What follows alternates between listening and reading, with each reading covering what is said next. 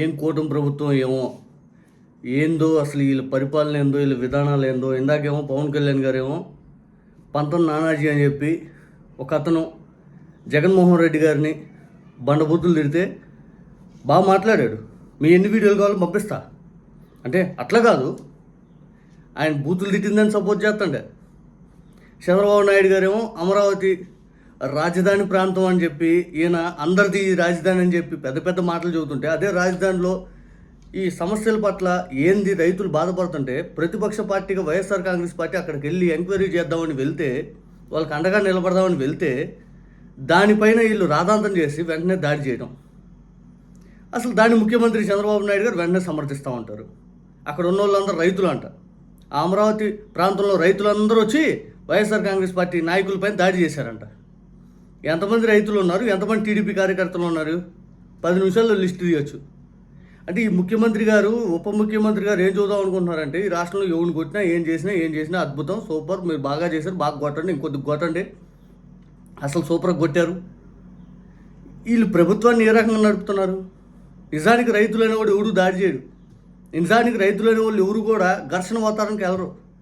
వాళ్ళు ఘర్షణ వాతావరణానికి వెళ్ళి దాడులు చేసేంత అయితే వాళ్ళ పరిస్థితి ఈ రకంగా ఎందుకు ఉంటుంది? గిట్టుబాటు ధర రాక రోడ్లు ఎక్కుతా, అయ్యా యూరియా ఇవ్వండి అని బతిలాడుకుంటా, అయ్యా మా పంట గిట్టుబాటు ధర కల్పించండి అయ్యా అని దళారి చేతిలో పద్దాక మోసపోతున్న అదే దళారి దగ్గర పోయి పూర్తిగా ఇబ్బంది పడతా. ఈ సిచ్యువేషన్లో ఉండవు రైతు అనేవాడు సౌమ్యంగా ఉంటాడు. ఇక దాడి చేసిన ఎవరంటే తెలుగుదేశం ఉండాలి. అది ప్రపంచం మొత్తానికి అర్థమవుతా ఉంది. ఎందుకంటే అమరావతి ప్రాంతంలో నిజానికి ఏ ఒక్క సమస్య బయటికి రాకుండా కప్పెట్టే ఈ విధానం 2 సంవత్సరాల నుంచి బాగా జరుగుతూ ఉంది. సిఆర్డీఏ పరిధిలో పదే రైతులు వెళ్ళి, అయ్యా మా రిటర్నబుల్ ఫ్లాట్స్ ఏంటి అయ్యిందంటే వాళ్ళు సమాధానం చెప్పక బాధపడుతుంటే, ఇదే ఏబిఎన్ డిబేట్లో పచ్చ మీడియాలో రోజు వార్తలు వస్తూ ఉంటాయి. ఈ అమరావతి ప్రాంతం కోసం పోరాడినటువంటి వాళ్ళు అన్న పేర్లు గతంలో చెప్పారు చూడండి, వాళ్ళకు కూడా అయ్యా మా ముఖ్యమంత్రి గారు అపాయింట్మెంట్ దొరకట్లేదని ఏడుస్తూ ఉంటే, హుటాహుట్టుగా ఏదైతే తెల్లారిపోతున్నా నిర్మలా సీతారామన్ గారు వస్తారంటే ముందు రోజు వాళ్ళతో మీటింగ్ పెట్టి, ముఖ్యమంత్రి గారు మీరు 2గా చేయవద్దు, మీకు ఏమైనా సమస్యల నుంచి చూద్దాం, తర్వాత ప్రస్తుతం మీరు సైలెంట్గా ఉండాలని చెప్తారు. అసలు అమరావతిలో ఏం జరుగుతుందని చెప్పి ప్రతి ఒక్కరికి ఆందోళన చెందుతున్న వేళ నిజంగా ఈ రైతు మరణం మీకు కలిసివేయలేదా? ఈ వ్యక్తి ఎవరు? ఈ రైతు వచ్చి రామారావు. మంత్రి ముందే అయ్యా మా పరిస్థితి ఏంటి, మా కుమార్తె పెళ్ళి ఏంటి, మా పిల్లల చదువులేంటి, మాకేమీ చేయలేదయ్యా ఈ ప్రభుత్వం, అమరావతి పేరిట మమ్మల్ని మోసం చేస్తున్నారయ్యా ఏంటి అని చెప్పి మంత్రి ముందే గుండెపడి వచ్చి చచ్చిపోయాడు. అటువంటి దీనస్థితి మీకు కనపట్లేదా? అటువంటి వాళ్ళ పరిస్థితి మీకు కనపట్లేదా? ఈరోజు ఆ ఉండవల్లి ప్రాంతం, ఆ పినపాక ప్రాంతం ఏదైతే ఉందో అక్కడ వెళ్ళి రైతులు భూములని ఇవ్వకపోతే వాళ్ళని బెదిరించి పూర్తి స్థాయిలో వాళ్ళ దగ్గర భూములు లాక్కునే ప్రక్రియకి వాస్తవానికి వ్యతిరేకం వైఎస్ఆర్ కాంగ్రెస్ పార్టీ.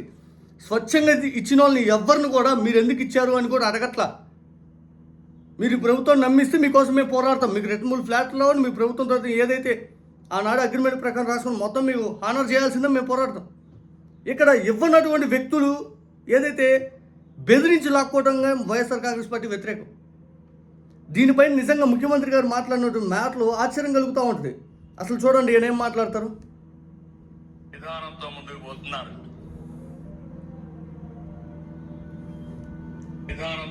పోతున్నారు, ఈ రోజు అమరావతికి వెళ్ళారు. ఎవరు వెళ్ళమన్నారు మిమ్మల్ని అక్కడికి? వెళ్ళకూడదా? అమరావతి ఏమన్నా మీ సపరేట్ బౌండరీస్ తీసుకున్నారా? ఈరోజు అమరావతిలో జరిగిన దాడి, ఆ ఘటన వినంగానే వెంటనే నాకైతే మాత్రం 2018లో జగన్ గారు పాదయాత్ర చేసుకొని వెళ్తున్న క్రమంలో పసుపు నీళ్ళతో గడిగారు. అక్కడ శుద్ధి చేస్తాం అయిదని అంత అహంకారపూరితంగా మీరు ఆనాడు ప్రవర్తించారు. ఇది ఎవరికి కళ్ళకు గానరాదా? ఈరోజు అధికారం ఉండి మీకు ఇటువంటి పనులు చేయడానికి మీరు దాడులు ఇవన్నీ చేస్తూ ఉన్నారు. అంబటి రాంబాబు గారు ఇల్లు బాగా కొడతారు, జోగి రమేష్ గారు ఇల్లు బాగా కొడతారు, ప్రసన్న కుమార్ రెడ్డి గారు ఇల్లు బాగా కొడతారు, ఏమన్నా మాట్లాడితే కొడతారు, తిడతారు, కేసులు, హంగామా సృష్టిస్తున్నారు. మళ్ళీ ఏమో మీరు సమర్థించడం బాగా సూపర్, ఎక్స్ట్రా, చాలా బాగా చేశారు, ఇంతకంటే అద్భుతంగా ఎవరు చేయలేరని వాళ్ళకి మళ్ళీ మీరు ఒక క్రెడిట్. చంద్రబాబు నాయుడు గారు మాట్లాడారు. ఇప్పటికే అక్కడ రైతాంగం బాగా ఎఫెక్ట్ అయ్యారు, కోపంలో ఉన్నారు. 5 సంవత్సరాలు పోరాడారు. రాష్ట్ర రాజధాని కోసం నమ్ముకున్న భూమిని ఇస్తే 5 సంవత్సరాలు వాళ్ళని తిప్పి ఆడబిడ్డలను అవమానించి ఇష్టానుసారంగా చేసి ఇప్పుడేదో రాజధాని కడతా ఉంటే వాళ్ళు బాగుపడతామని హోప్ వస్తే మళ్ళీ ఇష్టానుసారంగా వెళ్ళి కుట్ర పన్నేదాని కోసం రెచ్చగొట్టేదానికి పోతే వాళ్ళు తిరుగుబాటు చేశారు.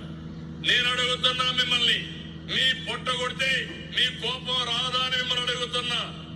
వస్తుందా లేదా? ఎంత బాధపడ్డారు? రాష్ట్ర అమరావతి రైతులు కష్టపడ్డారా లేదా? సఫర్ అయ్యారా లేదా? 5 ఏళ్ళు బాధపడ్డారా లేదా?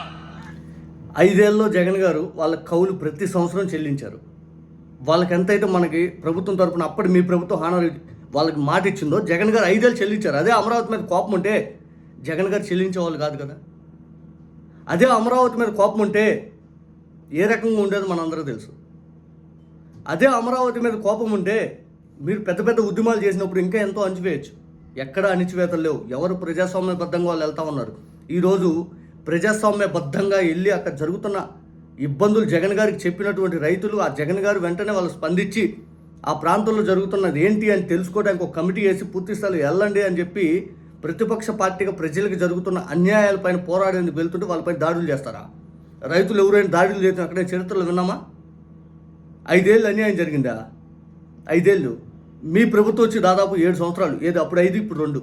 ఈ 7 సంవత్సరాలు ఎంతమంది రిటర్నబుల్ ఫ్లాట్స్ ఇచ్చారు? 7 సంవత్సరాలు ఎంత డెవలప్మెంట్ అయింది? 7 సంవత్సరాలు ఎంత వాళ్ళు బాగుపడ్డారు? ఎన్ని రోడ్లు వేశారు? ఎంత బాగు చేశారు? వాళ్ళకి కనీసం కన్నీటి బాధలు ఎన్ని దూడ్చారు? మీరు చెప్తా ఉంటారు, అవి పోతానే ఉంటాయి. డేస్ గడిచిపోతూ ఉంటాయి. డేస్ అనేవి గడిచిపోతూ ఉంటే ఒక తరం మొత్తం పోద్ది. ఈ తరం తర్వాత ఇంకో 2 తరాలు ఇంతే పోద్ది. ఆంధ్రప్రదేశ్ భవిష్యత్తు మొత్తం ఇక్కడ ఆపేస్తూ ఉన్నారు. అమరావతి రాజధాని అందరిది అని చెప్పి ప్రభుత్వంలో ఉన్న మీరు కల్పించాలి. ఈ రాజధాని అందరిది, కొందరిది కాదు, ఇది టీడీపీ వాళ్ళది కాదు, ఇది మాది కాదు, ఇది రాష్ట్రంలో ప్రతి ఒక్కరిదనే భావన మీరు ఎందుకు కల్పించలేకపోతున్నారు? అసలు ప్రభుత్వంలో మీరున్నప్పుడు ఈ రాజధాని అందరిది అనే ఆలోచన మీరు ఎందుకు కలిగించలేదు? అసలు ఆ బాధ్యత కదా మీది. ఇట్లా దాడులు చేసుకుంటూ పోతే పూర్తిగా ప్రభుత్వంలో మీరే ప్రభుత్వంలో ఉన్న పూర్తిగా మీరే ఈ లైన్ అంతా వదిలేసి పూర్తి స్థాయిలో దాడులకు ప్రేరేపించేలాగా వెళ్తుంటే ఆ సహనం అంతా కోల్పోయి దాడులు చేపిస్తున్నారా? ఏం చేశారు మీరు? ప్రభుత్వం మీరు కంట్రోల్ చేయలేరా? ఇది అందరిదాన్ని భావన ఎప్పుడు కల్పిస్తారు మీరు? అంటే మీకు బాధ్యత లేదు. ఈ అమరావతి మాదే అనే ఆలోచనతో మీరు ప్రవర్తిస్తూ ఉన్నారు. ఈ అమరావతి మాదే, ఏం చేసుకుంటారో చేసుకోండి అనే ఆలోచనతో మీరు తీసుకెళ్తా ఉన్నారు. అన్ని రోజులు ఒకలాగా ఉండవు. నిజంగా అమరావతి అందరిది అనే ఆలోచన మీరు కలిగించండి. ఆ రోజే అందరు దాన్ని సపోర్ట్ చేస్తారు. మీరు ఎప్పుడు ఆ విధానం ప్రయత్నం చేయాలి. ఇది మాదే, కొందరిదే అన్నట్టు తీసుకెళ్తా ఉన్నారు. దానికి ఏం చేస్తారు? పసుపు నీళ్ళు ఎవరు చల్లమన్నారు? ఆ రోజు ఎవరు గరగమన్నారు? ఏంది విధానం? ఏంది?